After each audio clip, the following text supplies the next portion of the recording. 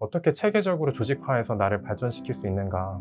사람들이 진짜 원하는 거는 경험으로 쌓을 수 있는 게 있고 학습으로 쌓을 수 있는 게 나눠져 있다고 확실하게 저는 생각을 하고, 스터디언 분들은 그 학습의 중요성을 이해하시는 분들이라고 저는 생각을 합니다. 그래서 그 부분에서 저도 같은 스터디언이고 슈퍼모닝을 통해서 그런 과업들을 항상 하고 있고요.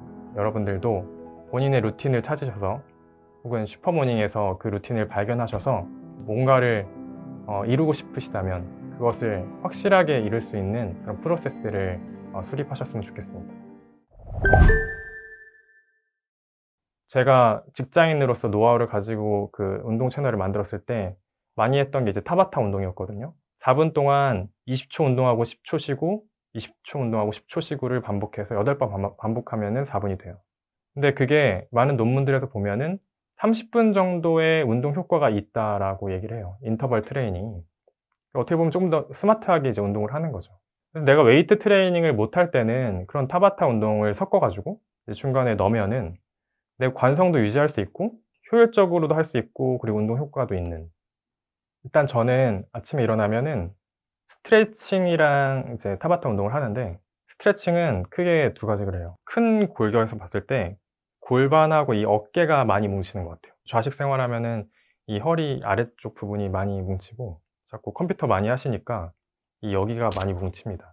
이 위쪽 요 부분하고 이 골반 쪽을 이제 좌우로 이제 돌려주는 걸 많이 하는데, 이제 침대에 누운 상태에서 몸을 이제 옆으로 눕혀요. 다리를 이제 구부려서 올립니다. 이제 팔을 이렇게 만들었을 때 내 허벅지랑 내 팔이랑 약간 디귿자가 될 정도로 이렇게 옆으로 이렇게 누워요. 이 상태로. 그럼 다리를 굽혀 올렸으니까 약간 디귿자로 보이겠죠? 디귿자로 보이는 상태에서, 그 상태에서 이제 팔을 이렇게 돌려요. 그래서 이쪽이 침대에 닿을 때까지 돌려요. 이렇게 옆으로 누워 있으니까 지금은 여기가 다 이제 침대에 붙어 있겠죠? 이쪽 면이. 이 상태에서 이렇게 돌려 가지고 여기가 이제 침대에 닿을 때까지 이렇게 돌리는 거예요. 다리는 고정한 상태로. 이렇게 하면 상체가 회전이 되면서 이 상체 쪽으로 갑자기 피가 막 도는 게 느껴집니다. 아침에 일어나자마자 했을 때. 반대쪽도 하고, 그 다음에는 아까 똑같은 상태에서 이 상태에서 그냥 등을 대고 이렇게 누워요. 똑바로 누워 가지고 다리를 두 다리 들어가서 이제 왔다 갔다 하는 거예요. 왔다 갔다. 그럼 골반이 이제 회전을 하겠죠. 그러면서 골반이 뭉친 곳을 조금 풀어요. 간밤에 피가 많이 정체되어 있잖아요. 그러다 보니까 이제 뭔가 몸이 무겁게 느껴지고 그런 것들이 보면 다 혈액 순환이 많이 안 돼서인 경우가 많은 것 같은데, 그것들을 일단 활성화 시켜 가지고 아침에 내가 일어날 수 있는 환경을 좀 만드는 거죠. 그리고 되게 시원해서 기분이 좋아져요. 아침에 이 일어나는 것과 기분이 좋아지는 게 동기화가 좀 됩니다. 그다음에는 타바타 운동을 해요. 땀이 날 듯 말 듯 그런 상태가 되거든요. 그리고 심장박동도 이제 많이 뛰고, 이제 그 정도까지만 하는 거예요. 그 정도까지 하고 하면은 결과적으로는 한 5분 정도에 다 끝나요. 스트레칭도 막 오래 안 하니까 한 1분 정도, 2분 정도 하니까 끝나면 슈퍼모닝 이제 소드 루틴을 시작을 하는 건데, 5분 정도 하시는 것을 추천을 드립니다. 운동 정책이 왔을 때 운동을 아예 안 하는 거를 이제 하지 마세요. 저는 그런 건 안 했으면 좋겠어요. 타바타를 4분이잖아요. 4분은 웬만하면 다 하세요. 보통 사람들이 5분만, 5분만 이런 얘기 많이 하잖아요. 5분이 되게 짧다고 느끼는 거예요, 사람이 인지적으로. 근데 4분은 더 짧잖아요. 그러니까 나도 한번 이런 생각을 해요. 나도 한번 해봐? 1시간 동안 운동을 해야 된다, 이런 완벽주의적인 생각은 조금 버리고 어느 정도만 수행을 하겠다, 이런 마음을 가지시는 것도 좋을 것 같아요. 근육량이 없어지면은 몸에서 체지방이 많이 쌓여요. 우리가 기초대사량은 똑같아도 활동할 때 근육량이 많은 사람과 근육량이 적은 사람은 그 에너지 소모량이 달라요. 첫 번째로 아까 하기 싫은 분들은 그렇게 타바타 운동이라도 하시고, 두 번째로 열심히 하시는데도 뭔가 안 생기시는 분들은 전문가를 찾아가세요. 아니면 그 노하우를 가진 굉장히 몸이 좋은 친구 있죠. 그 친구한테 찾아가 가지고 그 친구를 잘 관찰해 보세요. 네, 그러면 도움이 되실 겁니다. 움직이고 있는 거를 계속 미는 거는 힘이 별로 안 듭니다. 근데 멈춰 있는 거를 밀라고 할 때는 힘이 많이 들어요. 그러면 우리 습관도 마찬가지인데, 우리가 어저께는 하고 오늘은 안 한 다음에 내일은 한다. 갑자기 멈춰 있는 상태에서 뭔가를 미는 게 되는 거죠. 그러면 에너지가 더 많이 쓰이잖아요. 근데 우리는 가뜩이나 지금 피곤한 삶을 살고 있는데 에너지를 최소한으로 쓸 수 있는, 그냥 어제도 했고 오늘도 했고 내일 모레도 했으면 에너지가 정말 최소한만 쓰일 텐데, 피곤하니까 오늘은 일단 단기적인 측면으로 봤을 때는 오늘은 쉬려고 하는 거죠. 그러면은 장기적으로 봤을 때는 내가 루틴화하지 못했기 때문에 에너지를 많이 소비하는 상태가 되는 거예요. 그런 측면에서 루틴은 저한테는 에너지가 덜 들게 하는 것이고, 겉으로 봤을 때 멀티태스킹을 하는 것처럼 보이게 하는 것이에요. 제가 대학에서 산업공학이란 걸 전공하고, 이제 대학원에서 데이터 사이언스를 좀 세부적으로 공부하면서 국방과학연구소라고 하는 그 연구소에서 그 무기 개발을 했어요. 그 과정에서 제가 이 슈퍼모닝을 하고 있었거든요. 그때 이런 생각이 들었어요. 사회에서 원하는 대로 저는 이제 공부를 했고, 부모님이 원하는 정도의 뭐 직장에 들어가서 되게 만족스럽게 살고 있는 것처럼 보이는데, 왜 저는 뭔가가 계속 아쉬울까라는 생각이 계속 들었거든요. 근데 아침 시간에 제가 저 자신에 대한 계획을 세우고 내가 목표로 하는 게 뭘까에 대해서 고민하고, 그리고 학습하면서 세상에 대해서 알아가다 보니까 결과적으로 내가 이런 작업을 안 해 가지고 나 자신에 대해서도 몰랐고 세상에 대해서도 몰라서 남들이 욕망하는 것을 추구하면서 살아왔구나라는 생각이 들더라고요. 그때 저는 사업을 시작을 하게 됐습니다. 이제 과감하게 이제 안정적인 직장을 이제 내려놓고 사업을 시작하게 된 건데, 지금은 이제 원하는 뭐 채널도 성장을 많이 했고, 기업으로서도 성장을 많이 했고, 그다음에 저는 여러 가지로 해외 경험을 하는 거 좋아하는데, 지금은 사업하면서 그런 경험도 많고 거의 매달 해외에 나가고 있으니까, 해외에 나가면서도 이제 일을 할 수 있는 저만의 시스템도 만들었고, 직원들이랑 커뮤니케이션 하면서도 해외에서 일할 수 있는 거는 되게 예전에는 상상하지 못했던 것들이었거든요. 이 루틴을 통해서 그런 것들이 가능해졌고, 그리고 굉장히 건강해졌고, 뭔가 사업을 하려면 생각보다 여러 가지 문제들이 되게 동시다발적으로 산발적으로 다가오는데, 중요한 거는 뭐 사업 수완이 좋다 이런 것이 아니라 체력이 좋아야 되는 것 같아요. 멘탈도 좋아야 되는데 멘탈도 이제 체력에 들어가는 거죠. 이제 그런 것들이 이런 루틴을 통해서 가능해졌습니다. 일단은 아침에 일어나서 이제 간단하게 운동을 하는 게 있고, 이제 그게 끝나고 웨이트 트레이닝을 거의 매일 1 시간씩 하거든요. 그런 것도 저한테는 이제 거의 루틴화돼 있는 거죠. 근육량이 어느 정도 생기면은 사람한테 에너지가 생기는 거죠. 저는 특히 이제 근육량을 어느 정도 일정 이상으로 가져가는 걸 되게 중요하게 생각했어요. 그래야지만 나의 에너지가 항상 일정 수준 이상에 머물러 있구나라는 걸 제가 느끼거든요. 제가 생각하는 게 이제 슈퍼모닝이라고 하는 그 루틴인데요. 제가 이번에 쓴 책의 내용이고, 제가 정말 다년간에 걸쳐서 시행착오를 반복해 가지고 이제 만든 루틴이에요.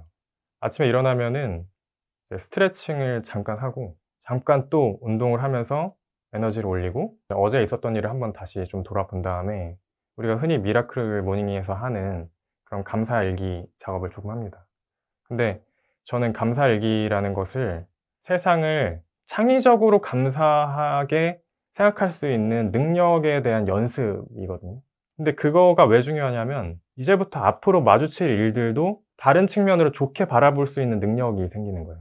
그게 그러면은 '아 긍정적으로 생각하면 이제 뭐가 좋냐.' 이러는데, 주변 사람들과 같이 지내는 우리는 사회적인 동물이잖아요. 내가 항상 이 사람의 좋은 점을 발견할 수 있는 능력이 생긴다면은, 단순하게 이제 사람을 분석하고 이제 좋게 보는 능력일 뿐만 아니라 업무 자체도 보는 이제 관점이 조금 달라지는 거죠. 어떤 일을 누군가 줬을 때 이게 나한테 도움을 줄 수 있는 관점으로 생각할 수 있는 게 생기는 거예요. 근데 제가 사업을 하면서 많이 느꼈는데, 내 자꾸 주관적으로 이런 것들에 대한 한계 지점을 정하고 그 사람이랑 일하면은 '아 이런 점에서 나를 발전시킬 수 있겠다.'라는 그런 관점을 만든다든가, 이제 감사하는 그 마음을 쓰는 시간을 이제 오아시스 시간이라고 해요. 사막에서 우리가 오아시스를 발견했을 때 감사하는 엄청 기쁜 마음 있잖아요. 그 기쁜 마음을 항상 감사하는 그 항목을 쓸 때마다 느끼려고 많이 노력을 해요. 그다음에는 독서를 하는 시간을 갖고, 다음에는 삶을 이제 계획하는 이제 루틴을 갖는데, 계획할 때는 쪼금 이상할지 모르는데 저를 이제 12 명으로 나눠요. 우리가 뭐 메타인지라는 얘기를 요즘에는 참 많이 하고 있는데, 정부 부처만 봐도 각각의 장관분들이 있고, 그 장관분들이 여러 가지 부처를 관리하시잖아요. 그 장관님들이 한 국가를 위해서 한 전 국가 통솔자가 하는 목표를 맨 처음에 하나 정하고 그 아래 장관님들이 그것들을 나눠서 최선을 다해서 이뤄내려고 하잖아요. 우리도 우리를 관리하는 조직이 있어 가지고 각 조직이 철저하게 계획을 세우고 각각의 조직의 키 퍼포먼스 인디케이터를 만들어 가지고 KPI를 만들어 가지고 관리하면서 나아가면은 원하는 삶을 살 수 있을 거잖아요. 근데 그게 배워본 적도 없고 그게 하도 삶이 바쁘니까 그걸 못하는 것 같거든요. 그래서 저는 그거를 아침에 하기 시작한 거예요. 소드라고 하는 저의 루틴이에요. S가 이제 스트레칭이고 W가 워크아웃이고 이제 O가 아까 말씀드린 오아시스 감사하는 거죠. 그리고 R이 리딩, 마지막에 D가 이제 디자인. 그러니까 삶을 디자인하는 게 아까 12명으로 나눠 가지고 삶을 설계해 나가는 거죠. 그게 있으면은 목표하는 것도 만들 수 있고 그 목표를 향해서 나아가는 과정도 만들 수 있습니다. 내가 내 삶을 체계적으로 관리하고 싶은 내 마음이 있다. 그런 마음이 있는 사람들은 '내가 왜 이런 하나만 관리해 왔지?' 이런 생각을 해볼 수도 있다는 거예요. 내 삶을 전체적인 영역에서 관리해 보고 그게 잘 관리되면 그게 재밌거든요. 그 루틴은 내가 원하는 거를 얻는 시간이라기보다는 원하는 내가 되는 시간이라고 저는 생각을 해요. 원하는 내가 되면 그 원하는 나는 원하는 것을 얻기가 수월해져요. 나중에는 뭔가를 새로 하려고 할 때 예전보다 잘할 수 있는 거죠. 새벽에 일어나서 뭔가를 하기 시작했어요. 맨 처음에는 운동을 조금 하고 영어 공부도 좀 하고 이런 식으로 살짝살짝 계획을 세우면서 했는데 그게 너무 성과가 좋게 나는 거예요. 그러다 보니까 이제 욕심이 생겨요. '아 내 삶의 다른 분야들도 내가 이렇게 조금씩 여기서 관리하면은 발전시킬 수가 있겠구나.' 그때부터는 제가 관리할 수 있는 분야를 하나씩 늘렸어요. 개인들한테는 유난히 그 계획이라는 것을 좀 세울 필요가 없다라고 말하시는 분들이 좀 많으신 것 같아요. 개인의 삶이 결코 기업이나 어떤 국가의 삶보다 복잡도가 떨어진다고 생각하지 않거든요. 그런 것들을 컨트롤하려면은 철저하게 계획을 세우고 그 계획이 이루어지지 않으면 다시 살펴보면서 그것들을 이뤄내기 위한 작업을 해야 되는데 그 중간에 그냥 체력이 부족해 가지고 그만둔다거나 아니면 다른 변수가 생겨 가지고 그게 더 급하게 보이니까 그걸 한다거나 해서 결과적으로는 목표한 바를 이루지 않는 경우가 많은 것 같아요. 근데 저는 그 목표는 고정시키고 중간에 계획들이 틀어지면은 오케이. 그것들은 쪼끔 이런 방향으로 바꿔 가지고 A라는 노력을 했다면 이번에는 A 다시 노력을 한다든가 아니면 도움이 필요하면은 누군가에게 도움을 요청한다든가 아니면 어떤 아웃소싱을 한다든가 그런 방식으로 결과적으로는 목표한 것을 늦게 이룰지라도 이뤄내는 것들을 쪼금 더 수월하게 할 수 있었습니다. 제가 그 올블랑이라는 회사를 만들기 전에는 정부에서 미사일을 개발하는 연구원이었어요. 어떻게 보면 지금이랑 완전히 다른 삶을 살고 있었는데 그때 미사일을 쏴서 목표 지점에 도달할 때 보면 이 항로가 먼저 계산이 되거든요. 근데 미사일이 처음에 발사돼서 날아갈 때까지 시뮬레이션 작업이란 걸 먼저 해 가지고 검증을 많이 하는데 잘 보면 항로에 머물러 있는 시간이 전체 시간의 10%가 안 돼요. 결과적으로는 미사일은 목표 지점에 잘 가거든요. 뭐 100km가 떨어져 있어도 잘 갑니다. 근데 그 중간에는 항로에서 벗어날 때마다 주기적으로 체크를 해 가지고 이 항로에 다시 올려놓는 작업을 하는 거예요. 그 작업이 있기 때문에 목표 지점에 결국 가고 이 미사일이 굉장히 좋은 미사일이라고 평가를 받는데 만약에 중간에 점검을 하지 않고 그냥 뭔가 구조화가 안 돼 가지고 항로를 벗어나서 너무 많이 멀리까지 갔다. 그러면 목표 지점까지 갈 수 있는 확률은 점점 떨어지거든요. 근데 우리는 이거를 구조화를 잘 시켜 놔 가지고 몇 초 간격으로 이걸 확인하면은 다시 항로에 놓고 원래대로 우리가 목표한 대로 잘 갈 수 있다. 이런 시스템을 잘 만든 거죠. 우리 삶에도 좀 이런 것처럼 원래 우리가 뭔가 잘 안 됐어도 다시 항로로 올려놓을 수 있는 그런 시스템이 필요한 거예요. 근데 우리는 마치 미사일은 발사했지만 미사일이 실제 어디로 갈지도 모르는 경우도 많고 그리고 미사일이 잘못 가고 있을 때도 잘못 가고 있는 거를 인지 못할 때도 많은 것 같아요. 그럼에도 불구하고 그런 거를 완전히 잘못됐다고 말하지 않는 이유는 그렇게 살아도 잘 살 수 있는 여지들이 항상 있기 때문인 것 같은데, 근데 우리가 예전에 사실 생각했던 꿈들은 다 있었을 거거든요. 지금도 있으실 거예요. 어떤 경제적인 목표나, 그리고 본인이 뭐 예술가가 되고 싶다거나, 본인이 커리어적인 측면으로나 어떤 목표가 분명히 있는데, 그 목표를 중간에 항로에서 벗어났다고 해 가지고 포기하지 않고 다시 항로에 올려놔서 할 수 있는 구조화되는 시스템이 자기한테 있었다면은 그것들을 하나하나 이루면서 굉장히 만족스러운 삶을 살 수 있는 거죠.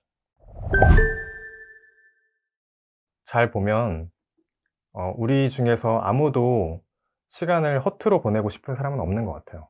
우리가 직장 일을 하고 집에 돌아와서 자기 일을 하고 싶어서 늦게 자고, 그런 것들은 결국에는 나만의 시간을 가지면서 내 삶을 조금 더 주도적으로 살아가고 싶다는 그런 욕구가 반영된 거라고 생각을 하거든요. 결과적으로 우리 모두가 내가 주도적으로 뭔가를 하고 싶어 해요.